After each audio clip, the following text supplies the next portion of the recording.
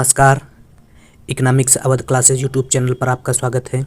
आज की इस क्लास में हम लोग आर्थिक प्रणाली इकोनॉमिक सिस्टम के बारे में अध्ययन करेंगे। इसके अलावा आर्थिक प्रणाली के 3 प्रकार पूंजीवादी अर्थव्यवस्था या बाजार अर्थव्यवस्था, समाजवादी अर्थव्यवस्था तथा मिश्रित अर्थव्यवस्था, इन अर्थव्यवस्थाओं के बारे में भी अध्ययन करेंगे। लेकिन आज की इस क्लास में हम सिर्फ पूंजीवादी अर्थव्यवस्था के बारे में जानेंगे तथा अगली क्लास में समाजवादी अर्थव्यवस्था के बारे में और फिर अगली क्लास में मिश्रित अर्थव्यवस्था के बारे में अध्ययन करेंगे।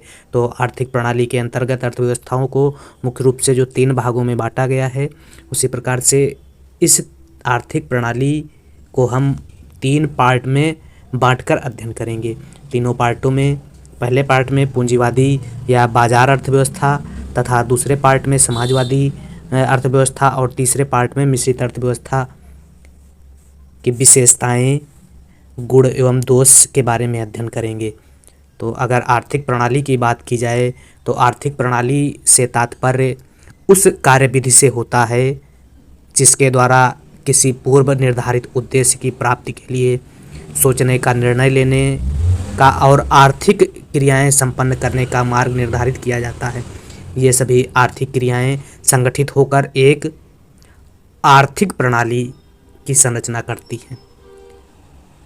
एक अर्थशास्त्री हैं निकलसन, इन्होंने आर्थिक प्रणाली की परिभाषा देते हुए बताया कि एक आर्थिक प्रणाली नियमों, उद्देश्यों तथा प्रोत्साहनों की ये सामाजिक रूपरेखा है जो एक समाज में लोगों के बीच आर्थिक संबंधों को नियंत्रित करती है और आधारभूत आर्थिक प्रश्नों के उत्तर के लिए रूपरेखा प्रदान करती है।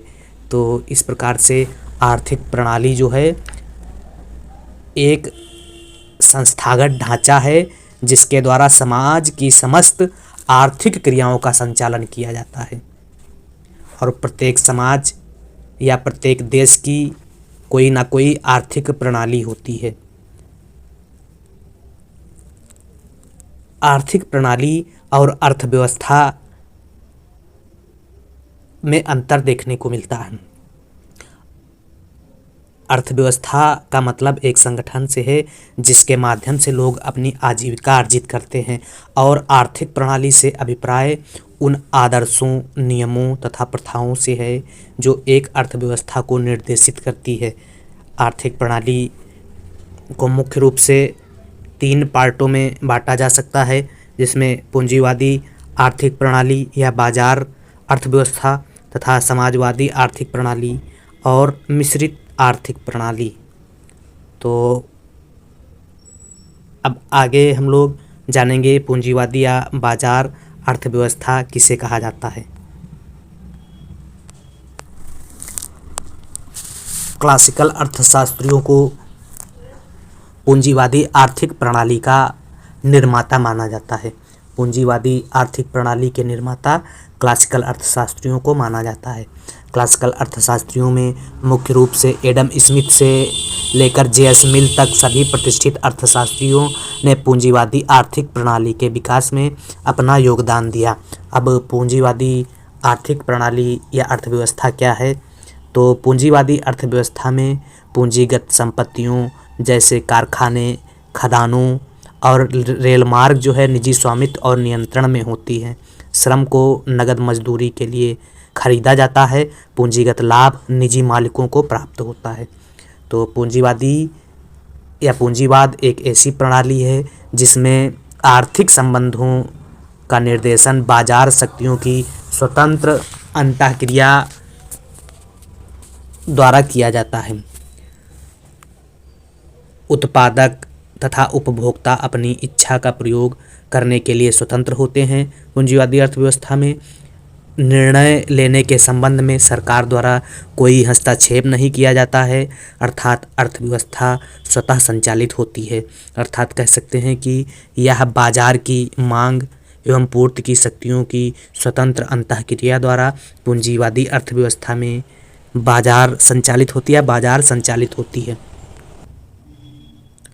पूंजीवाद के अंतर्गत उत्पत्ति के साधनों पर निजी क्षेत्र या व्यक्तियों का स्वामित्व या नियंत्रण होता है तथा प्रत्येक व्यक्ति को अपनी निजी संपत्ति रखने का अधिकार होता है और प्रत्येक व्यक्ति को व्यवसाय चुनने की भी स्वतंत्रता होती है। तो यह पूंजीवादी बाजार की अवधारणा थी। अब क्या विशेषताएं हैं, इन विशेषताओं के बारे में जानेंगे। पूंजीवाद जो है निजी संपत्ति का अधिकार पूंजीवाद के अंतर्गत प्राप्त है। व्यक्तिगत संपत्ति एवं निजी संपत्ति निजी उत्तराधिकार का नियम पूंजीवाद का जो है आधारभूत नियम है। पूंजीवादी आर्थिक प्रणाली में प्रत्येक व्यक्ति निजी संपत्ति को प्राप्त करने तथा अपनी इच्छा अनुसार प्रयोग करने अथवा व्यय करने तथा दूसरे को ट्रांसफर करने के लिए स्वतंत्र होता है। तो पूंजीवादी व्यवस्था में प्रत्येक व्यक्ति को संपत्ति का निजी अधिकार प्राप्त है। वह संपत्ति अपने पास रख सकता है, किसी को दे सकता है या हस्तांतरण कर सकता है तथा व्यक्तिगत संपत्ति एवं उत्तराधिकार का नियम जो है पूंजीवाद के अंतर्गत लागू है। दूसरा जो विशेषता है वह है कीमत संयंत्र। कीमत संयंत्र में उत्पादकों तथा उपभोक्ताओं का मार्गदर्शन जो है इस व्यवस्था में कीमत संयंत्र के माध्यम से किया जाता है। कीमत यंत्र का मतलब होता है कि बिना बाहरी हस्तक्षेप के कीमत मांग एवं पूर्ति की शक्तियों द्वारा निर्धारित होती है। मांग एवं पूर्ति की शक्तियों द्वारा कीमत निर्धारित होती है और उत्पादकों को यह निर्णय लेने में सहायता मिलती है कि वे कौन सी वस्तुओं एवं सेवाओं का तथा कितनी मात्रा में तथा किस किस समय तथा कहाँ कहाँ उत्पादन करें। तो यह भी एक महत्वपूर्ण विशेषता है। कीमत यंत्र द्वारा ही अर्थव्यवस्था में मांग एवं पूर्ति के बीच संतुलन स्थापित किया जाता है। सभी आर्थिक क्रियाएं जैसे उपभोग, उत्पादन, विनिमय, वितरण, निवेश तथा बचत जो है कीमत यंत्र के निर्देशन पर चलती हैं। तो पूंजीवादी अर्थव्यवस्था में कीमत यंत्र भी एक महत्वपूर्ण विशेषता है। अगली विशेषता है मुक्त व्यापार एवं हस्तक्षेप न करने की नीति। तो पूंजीवादी प्रणाली में मुक्त व्यापार एवं हस्तक्षेप की नीति पाई जाती है। हस्तक्षेप की नीति पाई जाती है।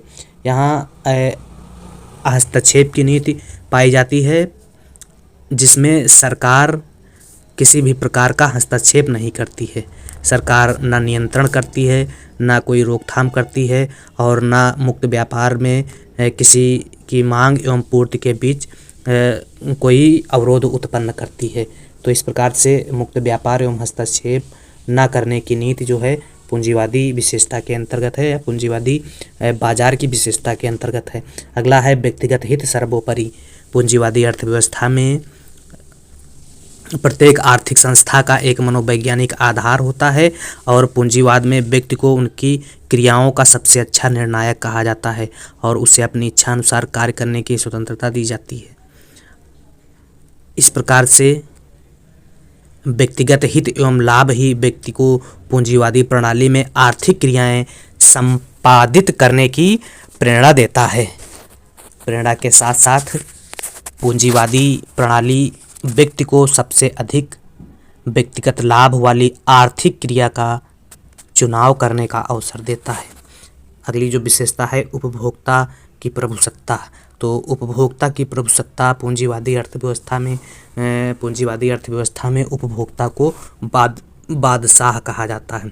यह प्रश्न पूछा जाता है कि किस अर्थव्यवस्था में उपभोक्ता को बादशाह कहा जाता है।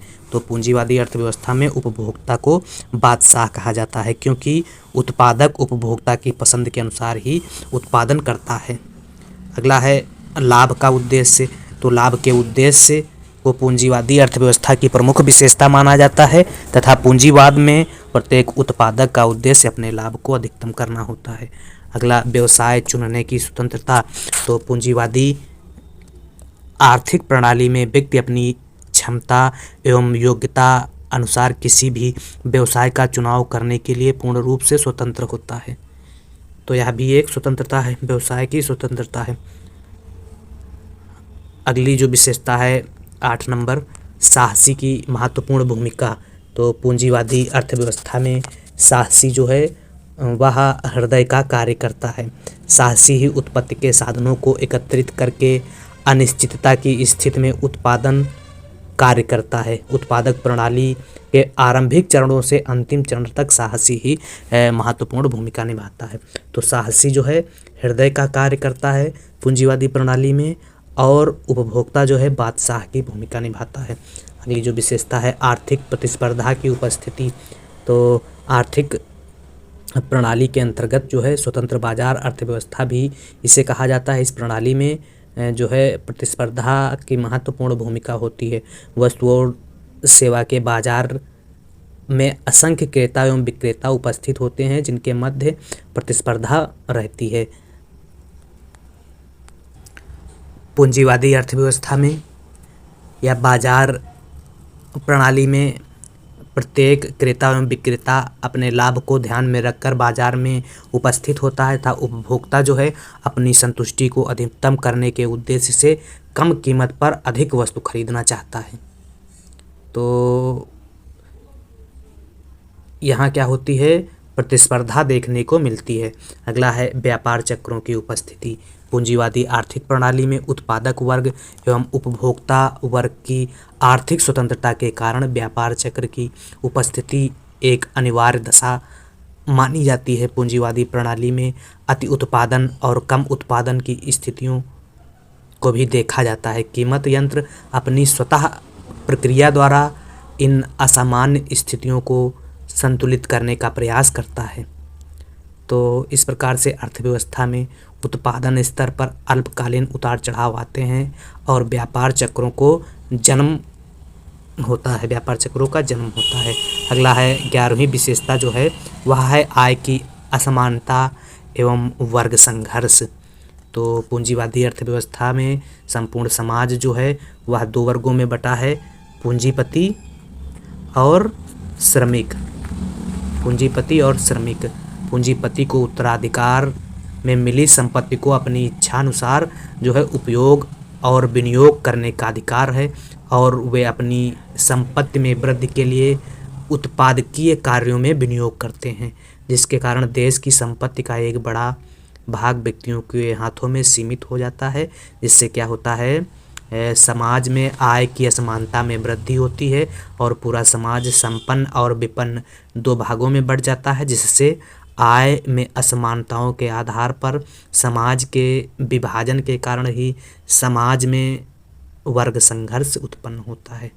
समाज में वर्ग संघर्ष जो आरंभ होने का मूल कारण जो है श्रमिकों का शोषण माना गया है तथा पूंजीपति अपनी संपत्ति में वृद्धि के उद्देश्य से श्रमिकों को कम मजदूरी देकर या उनके स्थान पर जो मशीनें हैं उनका प्रयोग करके श्रमिकों का शोषण करता है। यही शोषण समाज में शोषक और शोषित वर्गों में बढ़ जाता है, जिसके कारण समाज में पूंजीपति और श्रमिकों के बीच तनाव या युद्ध की स्थिति होती है, जिसे ही वर्ग संघर्ष कहा गया है। तो वर्ग संघर्ष किस व्यवस्था की प्रमुख विशेषता है, तो यह पूंजीवादी अर्थव्यवस्था की प्रमुख विशेषता मानी गई है। अगली जो विशेषता है धन का अपव्यय। पूंजीवादी अर्थव्यवस्था के अंतर्गत प्रतिस्पर्धा होने के कारण प्रत्येक पूंजीपति अधिकतम धन एकत्रित करने के उद्देश्य से न केवल पुराने उद्योगों का विस्तार करता है, पुराने उद्योगों के विस्तार के साथ साथ नए उद्योगों की स्थापना करता है, जिससे क्या होता है प्रत्येक पूंजीपति द्वारा अधिकतम धन एकत्रित करने की चेष्टा जो है उसको विज्ञापन पर खर्च, उत्पादकों को प्रचार पर खर्च, इन सब पर अधिक खर्च करना पड़ता है, जो एक प्रकार से धन का अपव्यय ही माना जाता है। अगली जो विशेषता है सामाजिक कल्याण की अनुपस्थिति। पूंजीवादी अर्थव्यवस्था का संचालन जो है व्यक्तिगत लाभ के उद्देश्य से होता है, इसलिए सामाजिक कल्याण का उद्देश्य जो है गौण माना गया है। उत्पादक उत्पादन प्रक्रिया में केवल अपने आय अर्जन के उद्देश्य को ही ध्यान में रखता है और अपने लाभ को ध्यान में रखता है। उस वस्तु के उत्पादन से समाज को क्या हानि होगी इसका कोई ध्यान नहीं रखा जाता है। तो इस प्रकार से सामाजिक कल्याण की अनुपस्थिति यहाँ देखने को मिलती है पूंजीवादी प्रणाली में। अब पूंजीवादी प्रणाली की इन विशेषताओं के बाद पूंजीवादी प्रणाली के क्या दोष हैं, इन दोषों को जान लेते हैं। स्वयं संचालित यह व्यवस्था जो है स्वयं संचालित है। पूंजीवादी आर्थिक प्रणाली स्वयं संचालित होती है। इस प्रणाली में जो है संचालित करने के लिए किसी केंद्रीय नियोजन तंत्र की आवश्यकता नहीं होती है। बाजार संयंत्र एवं मूल्य प्रणाली जो है पूंजीवाद को संचालित करती रहती है। इसके अलावा संसाधनों का अनुकूलतम प्रयोग और उत्पादकता में वृद्धि। तो पूंजीवादी आर्थिक प्रणाली में व्यक्तिगत लाभ को अधिकतम करने का उद्देश्य होता है तथा आर्थिक स्वतंत्रता एवं प्रतिस्पर्धा जैसे घटक समाज के संसाधनों का अनुकूलतम प्रयोग संभव बनाते हैं। प्रतिस्पर्धा के कारण जो है उत्पत्ति के संसाधन कम लाभ वाला उत्पादक क्षेत्रों से अधिक लाभ वाले उत्पादक क्षेत्रों में स्वयं ही स्थानांतरित हो जाते हैं। अगली जो विशेषता है उत्पादन में प्रोत्साहन। तो इस विशेषता में पूंजीवादी आर्थिक प्रणाली जो है क्या होती है, प्रोत्साहन मूलक है, जिसके अंतर्गत उत्पत्ति के क्रियाशील साधनों को यथेष्ट उत्साह प्रदान किया जाता है। उद्यमी के लिए उत्पादक का लाभ एक महत्वपूर्ण प्रोत्साहन है। इसके अतिरिक्त व्यक्तिगत लाभ का उद्देश्य जो पूंजीवाद की एक आधारभूत विशेषता है, सबसे महत्वपूर्ण प्रोत्साहक मानी गई है। अगला जो गुण है वह है रहन सहन के स्तर में सुधार। पूंजीवादी प्रणाली में जो है देखा गया है कई देशों के जैसे अमेरिका और अन्य देशों में रहन सहन के स्तर में सुधार आया है। पूंजी बढ़ने की अपेक्षा बगला है तकनीक विकास। तो पूंजीवादी आर्थिक प्रणाली में तकनीक विकास की संभावनाएं सदैव उपस्थित रहती हैं, क्योंकि इस प्रणाली में उत्पादक अधिकतम लाभ के उद्देश्य से सदैव नई नई उत्पादक तकनीकों को विकसित करने के लिए प्रयास करता रहता है। और क्या होता है, आविष्कार और अन्वेषण उनकी आर्थिक क्रियाओं का अभिन्न अंग माने जाते हैं। इसलिए प्रत्येक उत्पादक स्वयं को पूंजीवादी आर्थिक प्रणाली की प्रतिस्पर्धा में बनाए रखने के लिए तकनीक विकास एवं उत्पादक प्रक्रिया में उनके प्रयोग का सहारा लेता है। तो इसलिए क्या होता है, यहाँ तकनीक विकास जो है संभव है। अगला है लचीलापन भी देखने को मिलता है। तो पूंजीवादी आर्थिक प्रणाली में लचीलेपन की विशेषता संसाधनों का पारस्परिक प्रतिस्थापन करके संसाधनों के अनुकूलतम प्रयोग को संभव बनाती है। अगला जो विशेषता है वह है 7 नंबर पूंजी निर्माण को प्रोत्साहन। तो पूंजीवादी आर्थिक प्रणाली में व्यक्तिगत संपत्ति का अधिक एवं उत्तराधिकार के नियम के कारण बचत करने की प्रेरणा को प्रोत्साहन मिलता है, जिससे विनियोग एवं पूंजी निर्माण की दर में वृद्धि होती है तथा उत्पादन भी प्रोत्साहित होता है। अगली जो विशेषता है योग्यता अनुसार पुरस्कार।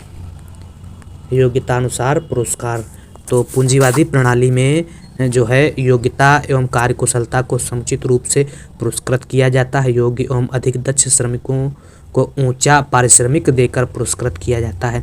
इस प्रकार जो है पूंजीवादी आर्थिक प्रणाली में प्रेरणा की उपस्थिति श्रमिकों को अपनी दक्षता, योग्यता एवं कार्यकुशलता बढ़ाने के लिए प्रोत्साहित करती है। अगली जो विशेषता है वह है आर्थिक विकास की दर में वृद्धि। तो पूंजीवादी आर्थिक प्रणाली में बचत, विनियोग एवं पूंजी निर्माण की दर अधिक होने के कारण विकास की दर जो है तीव्र गति से बढ़ती है और इसी के साथ लोकतांत्रिक स्वरूप को जो है मजबूत आधार मिलता है। अब पूंजीवादी अर्थव्यवस्था में विशेषताओं और गुण के बाद हम लोग पूंजीवादी अर्थव्यवस्था के क्या दोष हैं, इन दोषों को जानेंगे। पहला जो प्रमुख दोष है वह संपत्ति एवं आय का असमान वितरण।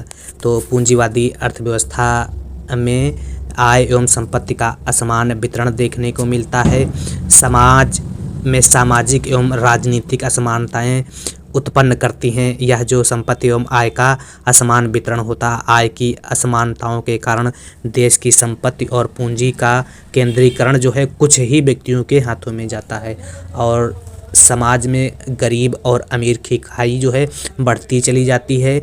आय की यह असमानता समाज में एक असंतुलन उत्पन्न करता है। असंतुलन जो उत्पन्न होता है, इससे समाज 2 वर्गों में बढ़ जाता है, संपन्न और विपन्न वर्ग, जिसके फलस्वरूप समाज में वर्ग संघर्ष की स्थिति देखने को मिलती है।